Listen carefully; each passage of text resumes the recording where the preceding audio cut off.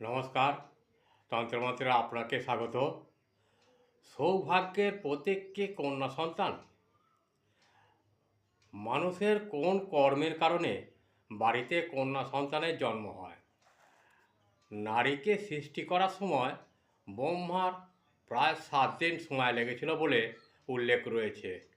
শাস্ত্রে মনে করা হয় যে বাড়িতে কন্যা সন্তানের জন্ম নেয় সেই বাড়ির মানুষেরা অত্যন্ত ভাগ্যবান। হাজার জন্ম পূর্ণ করলে তবে কন্যা সন্তানের পিতামাতা হওয়া যায়।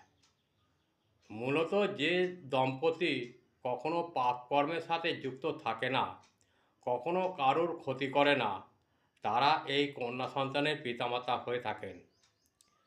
ভগবান শ্রীকৃষ্ণ গীতায় বলেছেন, একমাত্র যারা কন্যা সন্তানের ভার বহন করতে পারেন তাদেরকেই এই সৌভাগ্যের অধিকারী করা হয়। জয় শ্রীকৃষ্ণ, রাধে রাধে। ভয়েসটি ভালো লাগলে আমাকে একটা লাইক, শেয়ার ও কমেন্ট করতে ভুলবেন না। যারা আমাকে সাবস্ক্রাইব করেছেন তাদের উদ্দেশ্যে জানাই আন্তরিক ভালোবাসা ও বড়দের প্রণাম।